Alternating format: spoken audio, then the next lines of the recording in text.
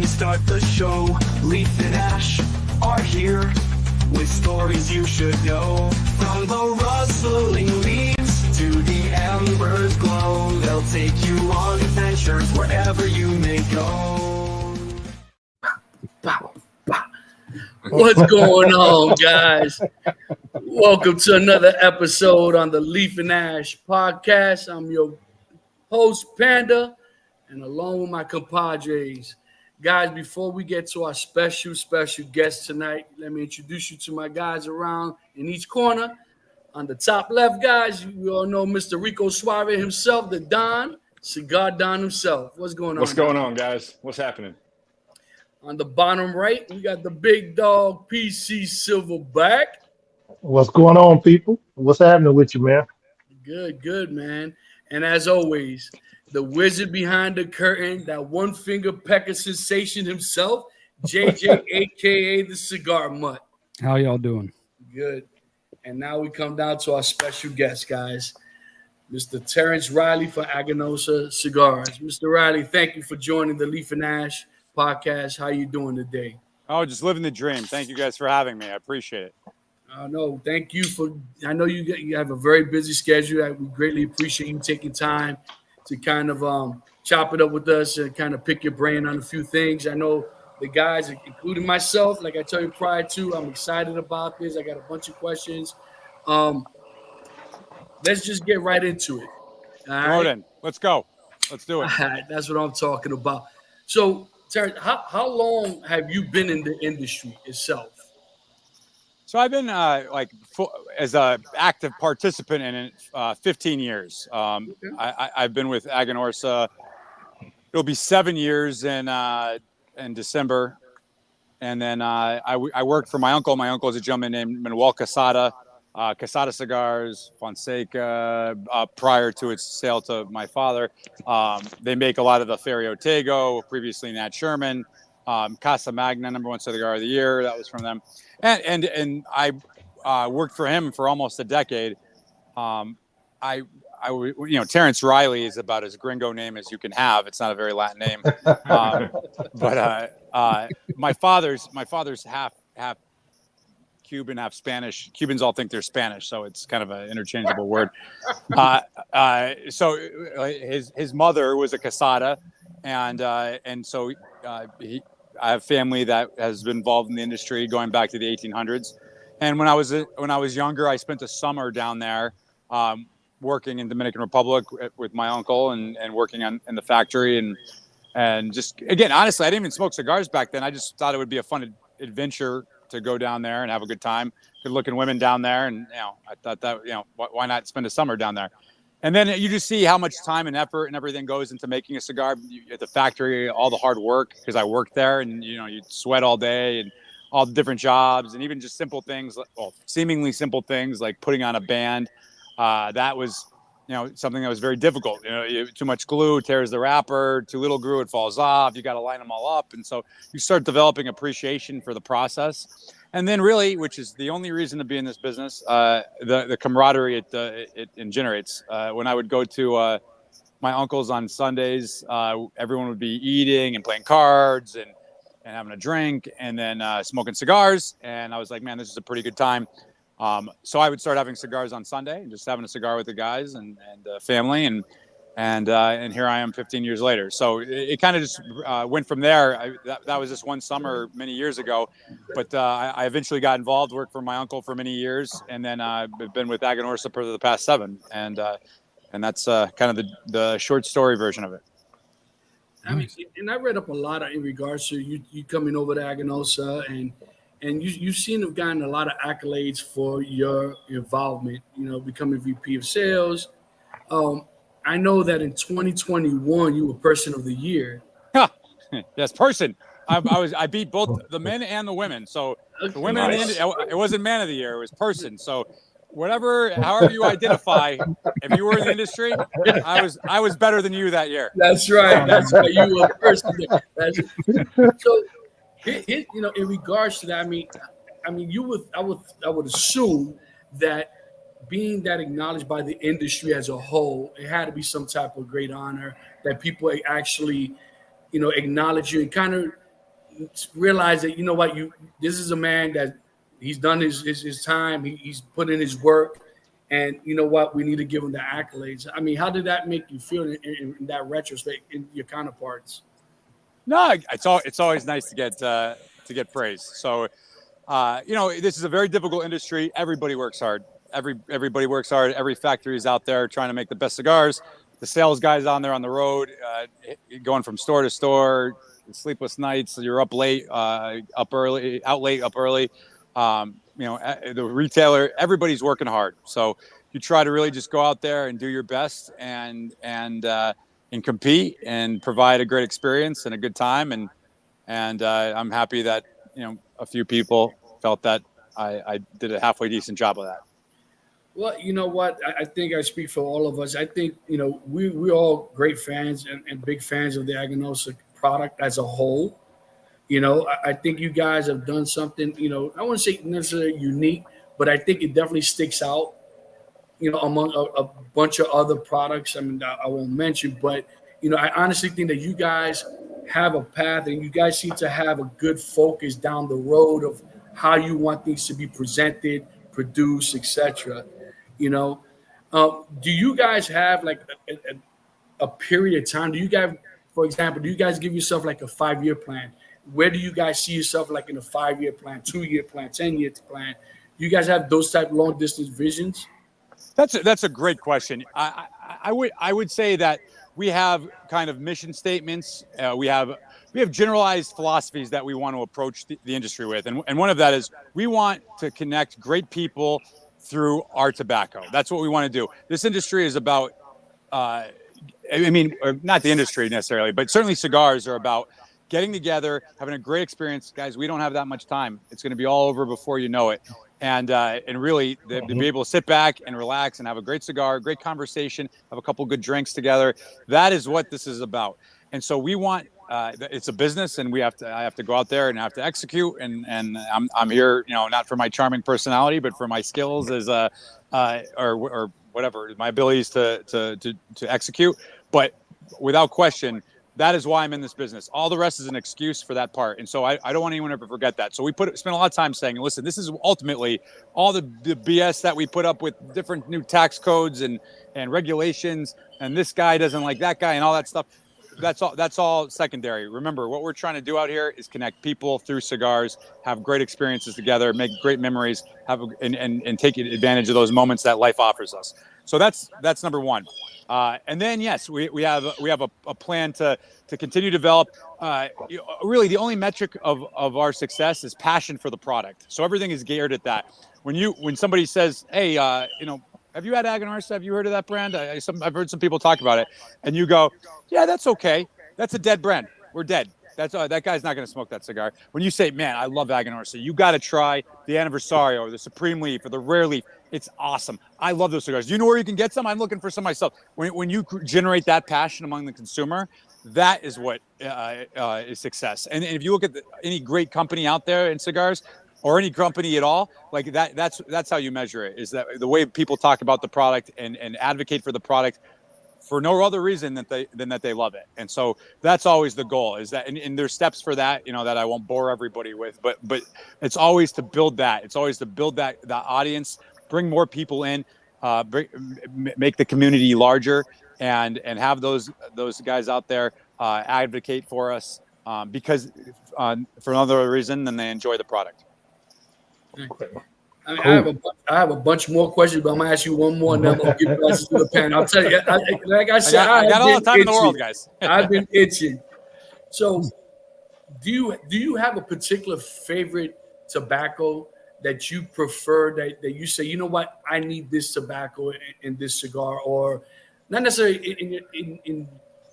in a particular stick, but you go, you know what, we need to use that tobacco for the next product or continue for the near future or whatever. Is there a particular tobacco that you enjoy the most or favorite more? Yeah. So Aganorsa, I'm going to answer your question, but in a kind of a roundabout way. So okay. Aganorsa is kind of like, you guys like bourbon? Most definitely.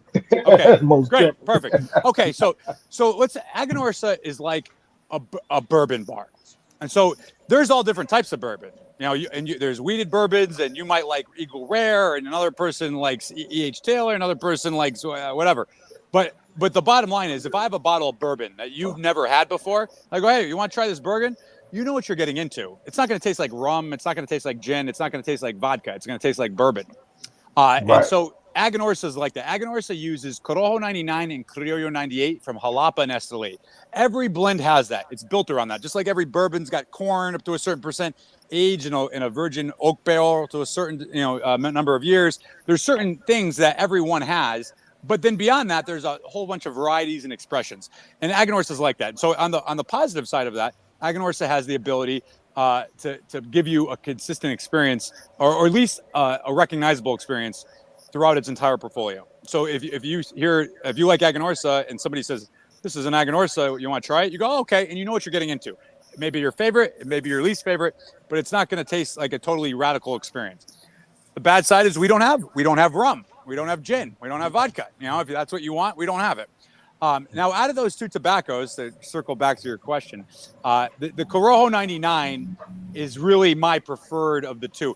Now, keep in mind, it doesn't make any difference what I like. The only person's palate that matters is yours. But my palate is more Corojo 99 Jalapa dominant. One, it's a seed varietal that we are the only major growers of it, really, that I'm aware of left in the world. It's a hard seed to grow. It doesn't have good yield, and so it's less attractive from a fiscal perspective to grow it. But it's just incredibly flavorful. It's got it makes your mouth water. It's got that spice through the retrohale. I love it. And so I like our cigars to have more of that when I want something for me. But again, it's not about me. It's about you. And you made a valid point. We have spoken about this among ourselves in regards to, if I would come out with a product, you know what I mean? Yes, I got to like what I'm putting out there. But at the end of the day, it's what the consumer's going to enjoy, right? If I give 5 people a stick of mine and 2 out of the 5 don't like it, you know what I mean? Or rather, I say 3 or whatever, vice versa. Then to me, that's not a good product. You know what I mean? Because you want the 3 to like it and 2 not to, as opposed to the other way around. Absolutely. I mean, really, I think you have to have a certain degree of humility and not think that you have the answers to everything. When I joined the company, for instance, I'm not a big ring gauge guy. I like maybe up to about a 54. If it's pressed, to 56. We have all these 880s, 770s. I was like, why do we make? I'm like, oh, we got a 10 by 100.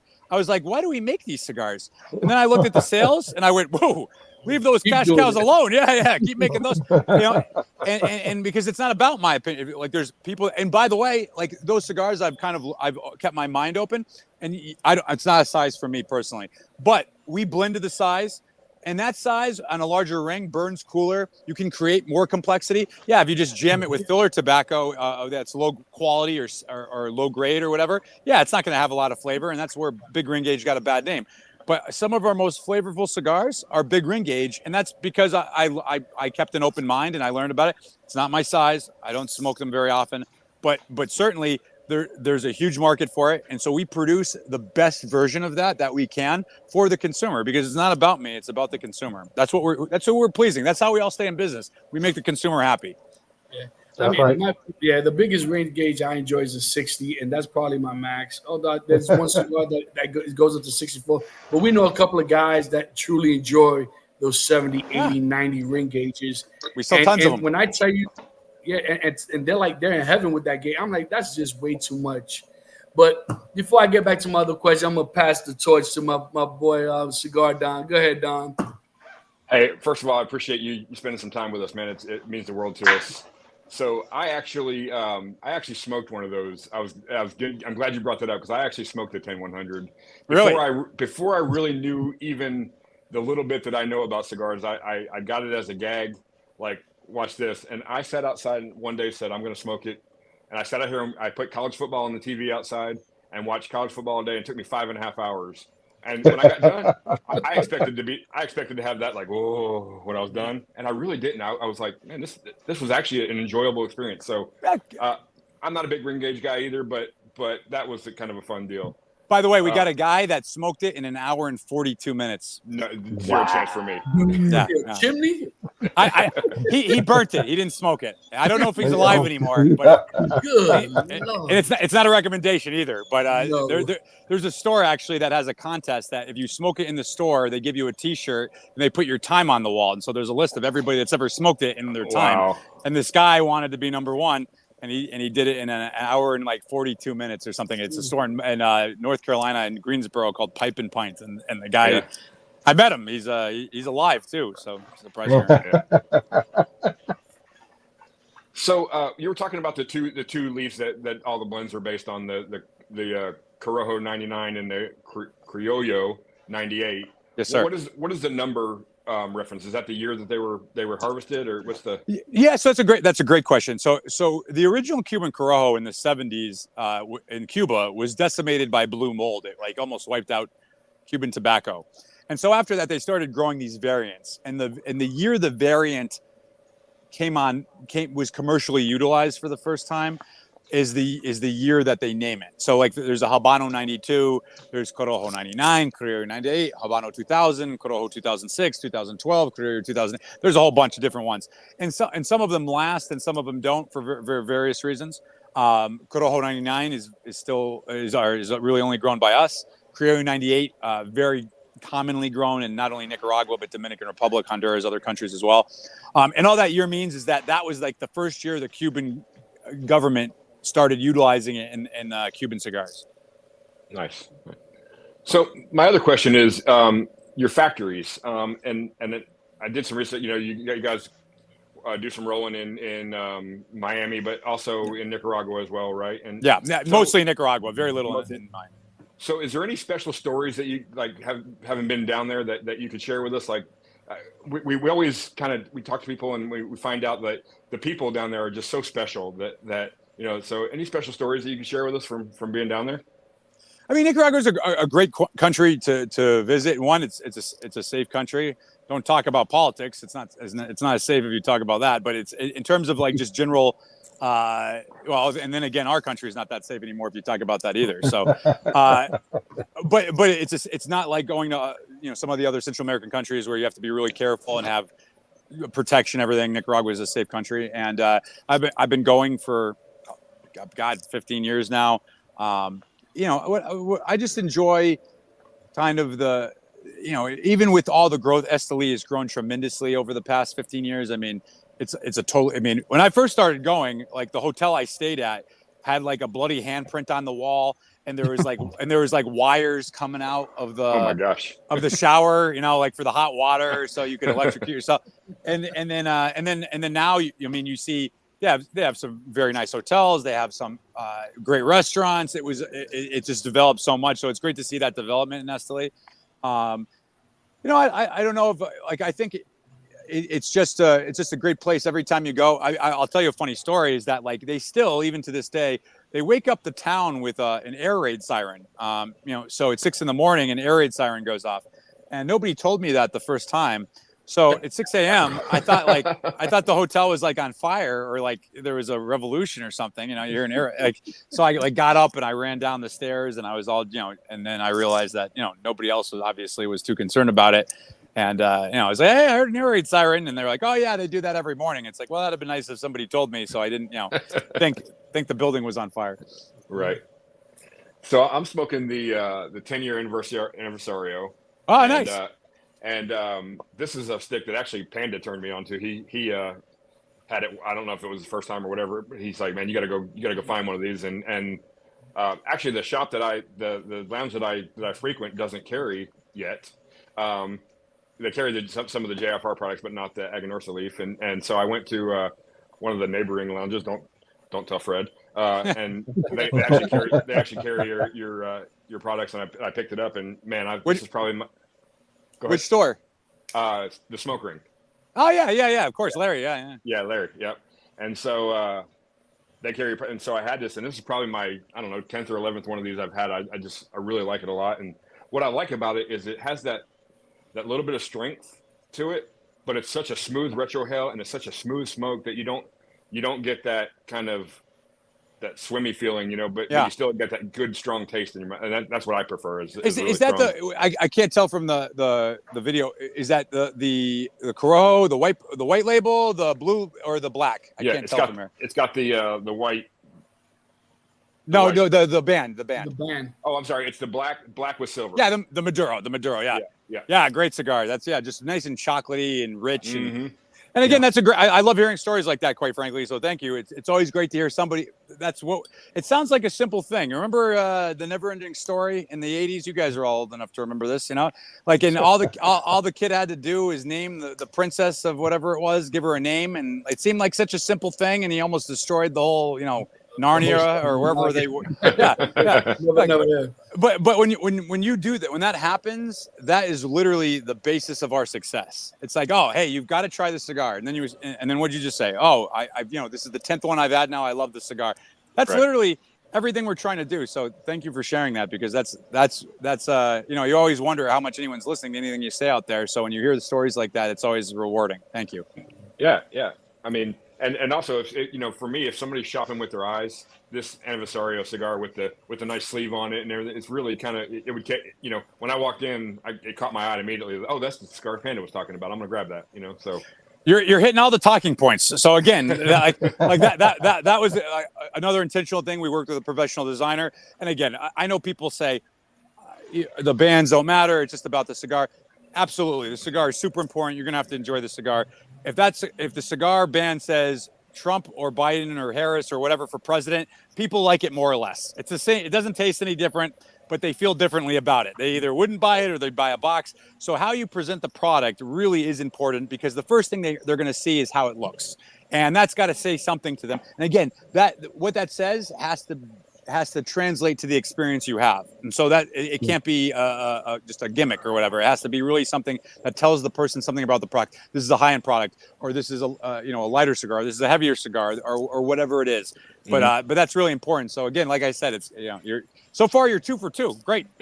And I got one last thing. So a funny story. My wife, she'll smoke the occasional cigar with me, 1 or 2 a year maybe. And she was at a conference a couple of weeks ago, and one of her friends, lady, smoked cigars, and she brought her a cigar.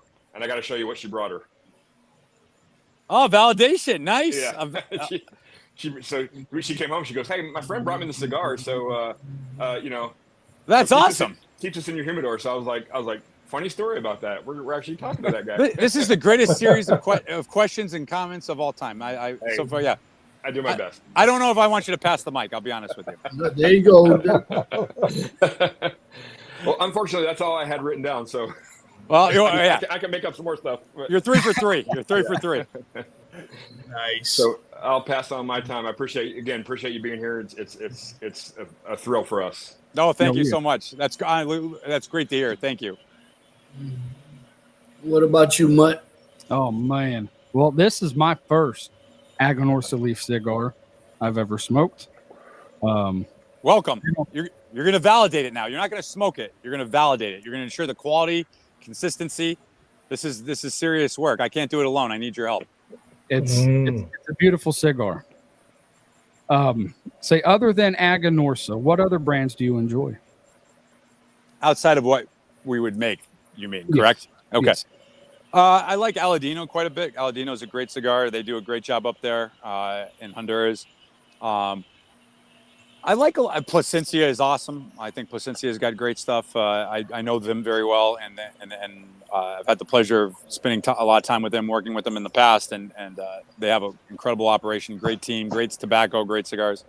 Obviously, I won't mention my family because I work with them at Casada, but obviously there's some loyalty there still. Right.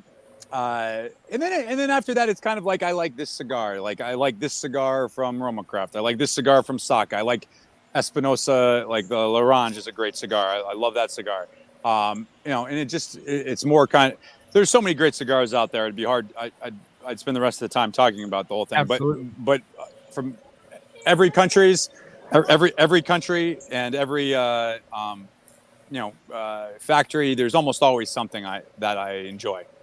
Right. And out of the people you've blended with, who haven't you blended with, and who would you like to blend with? Well, I haven't blended with most of the people. The people I have had some involvement with is in Casado. We had obviously with Placencia, Casada itself. We did a little bit of projects with my father. We didn't. We imported for a company that worked with EPC, another company that's got great cigars. Again, for me, I don't do a lot of time working with the other people. Like, for instance, like we make the Illusion, a lot of the Warp cigars, Viaje. But most of those guys, they spend their time with the factory. They're. I mean, occasionally they'll be nice enough to like give me a cigar and ask my opinion of it or something like that. But for the most part, they kind of just go down there and do their own thing, and they know what they want, and they, quite frankly, don't need me to be involved in that process. Right. Well, like I said, once again, we're just over the moon that you're here. I've been nervous all day. Hopefully I'm putting you at ease. I hope it's Oh yeah, it's like I said, it truly is a pleasure you're here. And my last question is, actually I think I just asked it, but yeah, I think I'm done. I'm a little nervous. Hey, Terence, man. Once again, I appreciate you stopping through with us, man. And I got to say this: when I was raising teenagers, the God help you. lunatic has God bless gotten you. me. Yeah, the lunatic has gotten me through, some tough times. I spent 4 hours trying to figure out these teenagers sitting on the front porch or whatever. So, and you also mentioned that, you want to connect people. So my question to you is, out of all the Aganorsa cigars, what would you recommend to a new smoker that's just haven't built their palate without burning them out? What would you recommend to that person?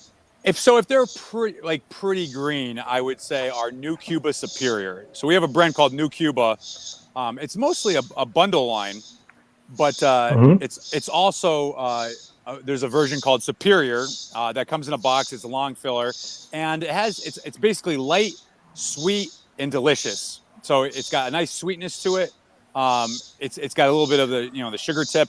It's very smooth. It's mild. It's creamy. It's a great cigar to just enjoy, as a new smoker. Or if you're kind of going from like, listen, all I've been smoking is Java or acid or something like that, something that has very prominent flavor notes. It's like the next step in your cigar journey. So it's like moving you from something that's totally infused or flavored to something that won't overwhelm you. Still got a little bit of sweetness to it, but it's going to let you, introduce you to a more traditional experience. That would be what I would recommend. If it's something for somebody that smokes cigars, but doesn't necessarily smoke that often, but likes more a more traditional cigar, I would say either our Validation Connecticut, which was #1 cigar of the year with Cigar Authority, 97 point rated, just very flavorful, but not going to overwhelm you. So that's a great one as well. Okay. So with those sticks, how would you categorize them, as morning sticks or anytime sticks or midday sticks? And what would you pair those? What would you pair those up with if you had to pair them up with something? New Cuba for sure. If even if you're not, it's a great morning cigar with a cup of coffee. Like I like coffee black. I don't like adding a lot of sugar or anything to it. But so the sweetness of the cigar with the black coffee first thing in the morning, even if you're an experienced smoker, is a great combination. Right. For the Validation Connecticut, I like about it is my favorite. It's not my favorite cigar, but it's the cigar I probably smoke the most because I can have it any time. And again, when I visit stores, when you visit a store, it's kind of traditional to have a cigar with the owner or the manager or whoever it is. If I'm visiting 5-6 stores, if I'm smoking stuff that's really heavy, by the end of the day, you're kind of shot, and then you either have to go, I'm not gonna have a cigar, and the guy's like, I haven't seen you in 2 years, you're not gonna have a cigar with me, or your palate's kind of burnt out. So you basically have to kind of have something that you can keep smoking and enjoying without being overwhelmed. So the Aganorsa Validation Connecticut, I can have that in the morning, I can have that at noon, I can have that at night, and it's always very flavorful. But I can always have another cigar after. Well, and I know we have quite a few new followers and new smokers in and stuff like that. And I spoke to you once before in the past about, how you guys educate and on YouTube or whatnot. So do you have anything that you would lead the new smokers to if they just want to learn from your social media or whatnot? That's a wonderful question. Thank you. So our Aganorsa Leaf YouTube channel, we've got a series of videos for new consumers, how to select your first cigar, how to cut a cigar, how to light a cigar, how to ash a cigar, how to smoke a cigar, how to retrohale when you're ready for that. Don't start off with that, but as time goes on, you'll want to learn. And we've got videos for that. And then all just sorts of educational stuff on there. Again, cigars don't look like Mona Lisa or necessarily a masterpiece of art, but when you see how much time and effort and energy goes into them, you really develop an appreciation for them. And on the channel, we try to do a lot of videos that show that process and the difficulty. We got a silly video of me against our Cuban roller in Miami. I have to roll one Toro in the time that she rolls like 20 Lanceros. And spoiler, I lose. I lose the contest. But it's just it's meant to be fun and meant to be easy and also give some appreciation for this process and how difficult it is. Okay, and one last question: have you made that video on cigar lounge etiquette for any smoker? So no, it's funny. So I would say the intro videos are somewhat have some of that in there, not everything. But one of the things I've learned about social media is you can suggest how to do something. You can't tell people how not to do it. Like if you say don't do this, there's some guy out there that is just furious that you told them not to do it. And as an example, like on those, how to cut a cigar, how to light a cigar. The one thing that was to me the least controversial is on how to ash the cigar. What we did is don't just jam it in the ashtray. Like don't jam it in. I've never seen in my 15 years anybody that knows anything about cigars do that. Not a retailer, not a manufacturer, not a guy in a store. I've never seen anybody ever just jam that in there that wasn't totally inexperienced and just didn't know what they were doing.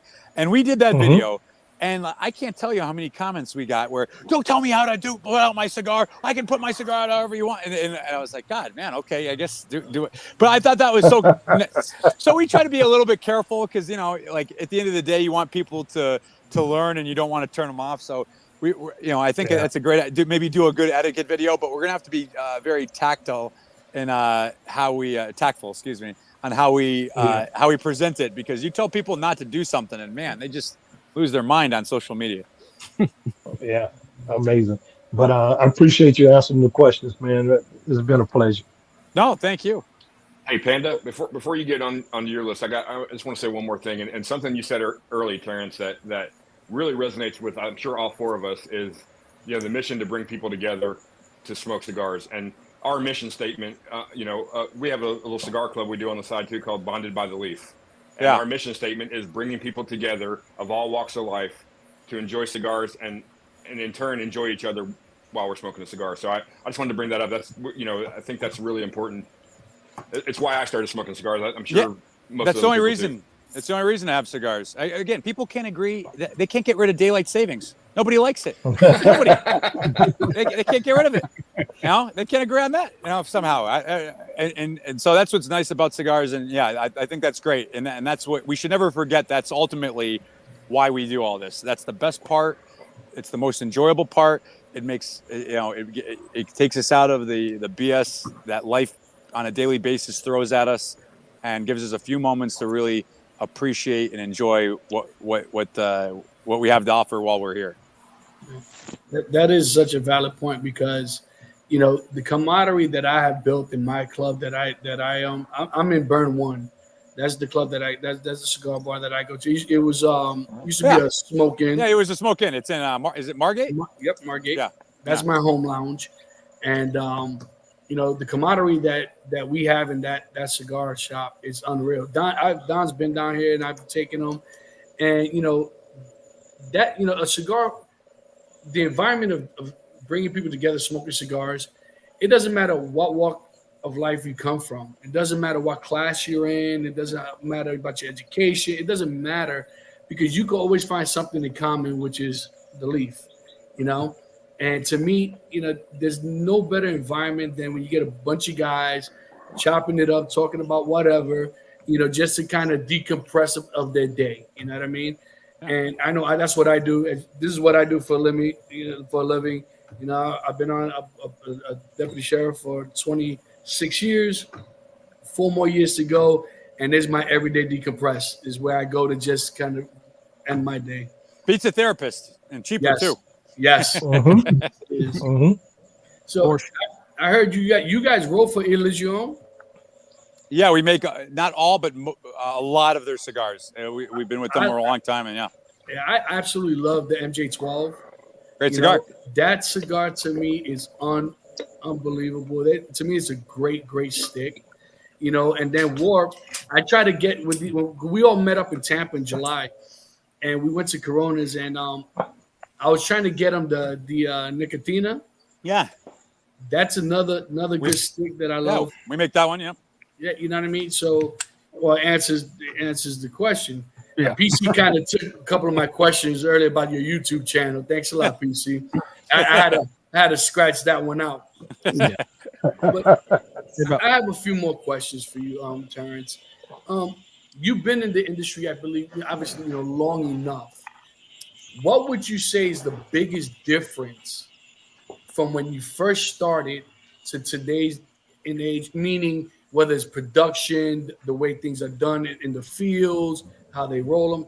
Have you seen a predominant difference from when you first started to basically today? Because we know that with all the technology or the new equipment and all this other stuff, have you seen a massive or any difference at all since you started? It's a great question. So there are some things on production side you see that are different, whether it's, for water use or things like that, where they're trying to be more efficient in those ways. There's some of that. I would say the biggest difference in how cigars are presented and sold. I think that is really a much, when I started, a 6x60 was like a tree trunk. I mean, people were like, that's crazy. Like, who would smoke something? And now, if you have 3 cigars, a 6x60 is one of the sizes that you come up with. Like how you present. Again, that's driven by generational changes. An older generation, what they kind of liked is they liked to smoke the same cigar over and over again. They found their cigar, they smoked it over and over again. Maybe they had a couple different ones they liked, but they didn't really experiment too much unless they had a problem with one. Then they would maybe look to replace it with another brand or something like that. Younger consumers, they want to try something different all the time. They're very much into the whole story. To give you a perfect example of this is JFR, which is our brand that goes back 20 years. JFR, the idea of it was to be simple packaging, great price, give a cigar that's worth twice the price for half, have it be the everyday cigar for the guy. The guy can grab a handful of them, smoke them every day, not break the bank. That cigar, like that, the guy that smokes that doesn't care that it has Corojo 99 tobacco in it or how it was rolled or that it's triple cap, or he just is totally indifferent to that. He just buys the cigars and he smokes them because he likes them. A consumer now, a more recent brand of ours, Guarding the Farm. It's named after the American bulldogs that guard the fields. They're interested in that. It's a collaboration with Warp Cigars, a boutique brand that has its own unique following. We use, in some of the lines, we use new tobaccos that we're experimenting with. They're interested in that. It's a totally different consumer for the Guarding the Farm line compared to the JFR line. And those two lines kind of show the difference, is that the younger consumer, they get information online. They're looking up cigars on the internet. They're going to YouTube to find out things. They're watching your channel to learn more about cigars and interview people and all that type of thing. That's probably the biggest difference, I would say, is in how people buy and learn about cigars. That's much more drastic than anything that happens at the factory or the fields, where there are changes, but not to the degree that there are. It's still a traditional business in that way, for better or worse. Definitely on the sales side, it's evolved rapidly. Yeah. I remember when JFR came out. You guys didn't even have a band on them. Yeah, originally we had to put bands on them because people would owe us money or something, so they'd take bands off other cigars and put them in. And then people would be like, "Oh man, these cigars they changed the taste," and it was because the guy was mixing other bundles in there. So we had to actually put bans on them for that reason. That's fun. I mean, Jim is what, just for retailers? Is that what it is? For? Yeah, just for retailer. When it first came out, again, another big difference between now and then. Back then, 20 years ago, there was still basically internet/catalog companies, and then there was brick and mortar retail. Right. And so JFR was like, okay, this is for brick and mortar retail. As time has gone on, there's every brick and mortar store almost has a website, and they're selling online, which they should, by the way. The guy comes down to Margate from Canada for winter. Goes back. Hey, if you could send me some boxes, I'd love to buy some. Back at home. If you don't have an internet, a site or something, it's hard to do those things. So because that transition happened, now you still need to have a brick and mortar retail store for JFR, but you can sell it online because it's impossible to police hundreds and hundreds of retailers. That said, though, it's still kind of geared towards a brick and mortar experience. They're not cellophane. They come in boxes of 50.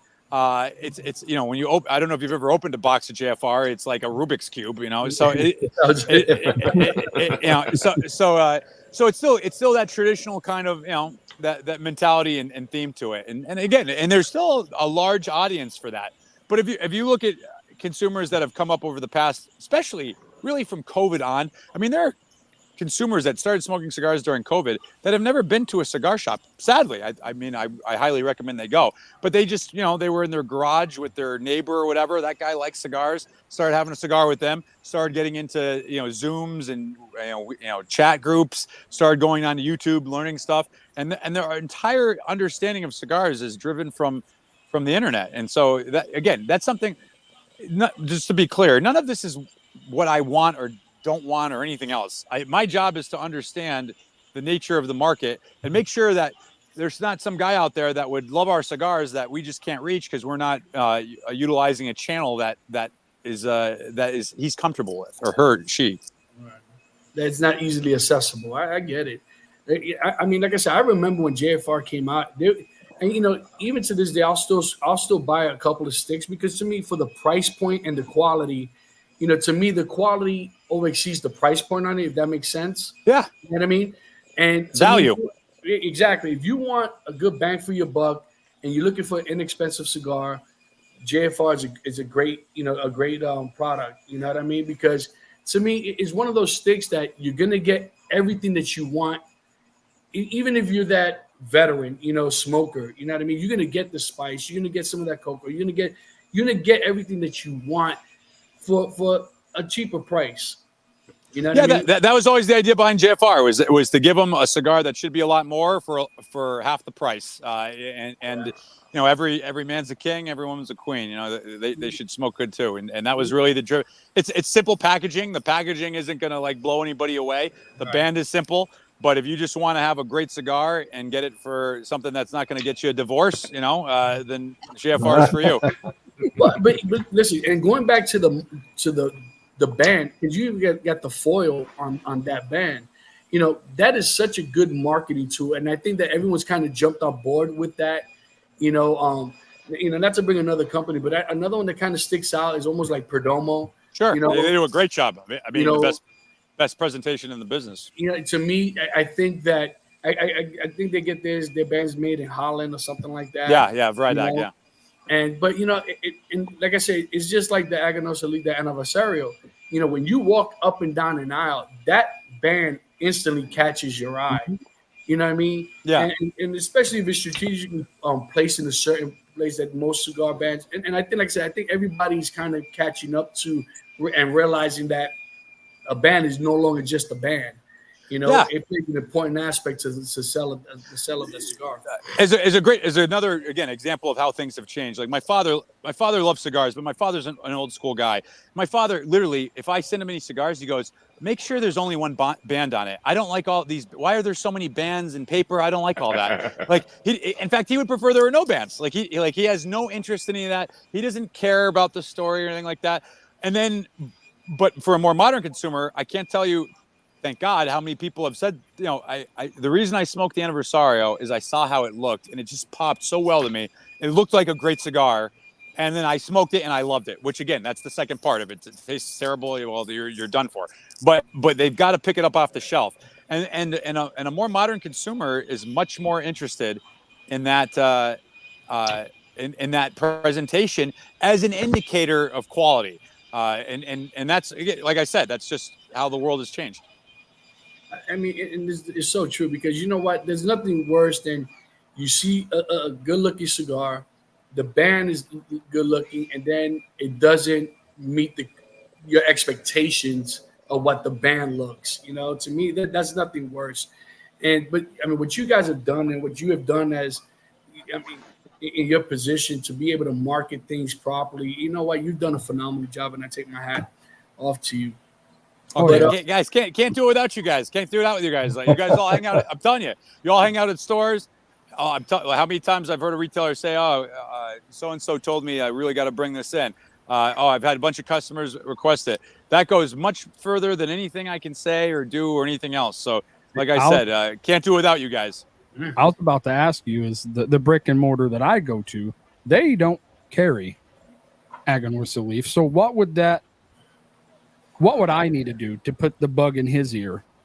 I would say, listen, if you bring this in, I'll buy the product, and I believe in it, and I'll recommend it to other people.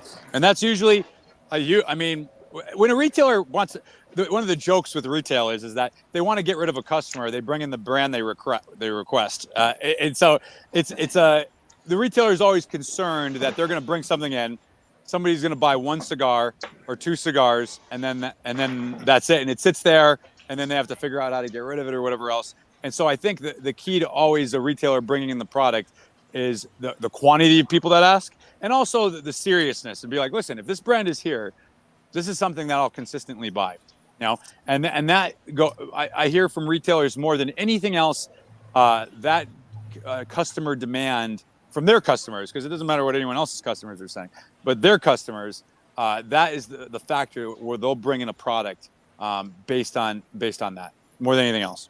And I think you have one of the best logos in the game. Thank you. We all got a flex. Yeah, nice flex. It's a nice logo. It's an anemic arm. They used my arm as a model. They should have gotten. They should have got one of you guys to be the model for the arm. You guys look a little bit more jacked than me. That's hilarious. Now, also the lunatic, right? That was a stick that I recommended for the shop to go. Our rep is Jeff Gruber. Yeah, Jeff Gruber. Yes, I know him well. Let me tell you, Jeff. He's that guy. Honestly, I mean, I don't know what you're feeling, and you don't have to express it. But to me, Jeff is that guy that if I had my own brand, that would be the guy that I would love for him to rep for me. I'm almost positive that Jeff Gruber is Dexter, because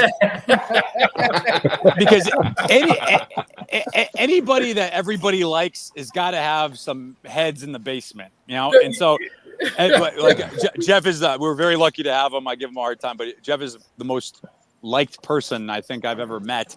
He works very hard. He's a great advocate for us, and having a great rep certainly that helps. I mean, we can see a massive difference.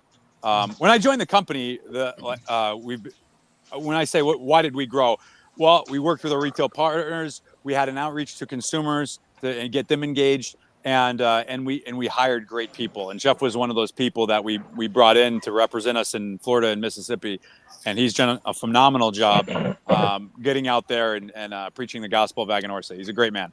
Yeah, I mean his personality. I think that's what everyone gravitates to. He's really easy to speak with. He's very open to talk to you. You know, because you know how the game is, and how there's certain reps out there that they want to just get their job done and leave. Yeah, sure. You know, Jeff always takes that extra moment to speak to the guys at the shop and just to chop it up and stuff like that. You know, I actually have nothing but love for that man. I'm not going to tell him you said any of this, by the way. I don't want it to go to his head. Yeah. It can't get any bigger. It can't get any bigger. It can't get any pointier. He's got kind of a pointy head. That is true. So here's my question. Another question for you. So outside of the cigar world, what does Terence Reilly do to kind of disconnect? Because we all need something and do something to kind of just say, you know what, I need a break. I just need a break of the world, the industry, the work, etc. What do you do to kind of disconnect? So I hardly get the opportunity to do that, but that said, I like to read. Quite frankly, I like to read, and sports, of course. I like watching. If I can watch a game or something like that, that's always nice too. But there's not always something on. Especially this time of year. There's football's not on yet. It's no hockey, no basketball. Oh, I mean, there's the Olympics, so I guess we got that this year. But I like to read. I try to read as often as I can. I always enjoyed reading, and I still try to read as much as I can when I have the time. I'm there with you. Any particular author you like, or any type of So I bounced between a few things. I was again in another life. I was a classics. I taught Latin. I studied Latin and Greek and classics. So I like a lot of stuff about the ancient authors, about Rome and Greece and Thucydides and Tacitus and then modern writers about that ancient Rome or ancient Greece. And then I like a lot of classical literature, or not classical literature, but the Western canon of Nabokov, Joyce, Hemingway, Salinger, so on and so forth. So I like novels. I read more short stories now than anything because I don't have the time to read novels as much. And then I still like a lot of history works. So I read a lot of history as well. Yeah, I enjoy history, but I'm sorry, PC. I'm a big, mystery guy. I like the whodunit. You know what I mean? Agatha Christie. You like Agatha Christie? No, I haven't read any of those books. I like. There's a dual author, Douglas Preston and Lincoln Child, and they basically they write separately, but for whatever reason, I like when they collaborate. And they have one FBI agent, Pendergast, who he all he solves is the most unusual like homicides and stuff like that, murder mystery. Sure. But yeah, other than that, we could have another chit chat another time. Well, I'm sorry, BC, what were you gonna ask? I'm glad I was listening to all the titles that he was rattling off, and that made me think. Since I got into music during COVID, what genres of music would you pair your reading with? Would it be a classical, a jazz, or Latin music that you listen to on a regular basis? So I literally like every genre of music. So like you could mention anything you want to talk about. Claude Debussy in classical music, I like him. Thelonious Monk, I like him. I like right. I like the Beatles. I like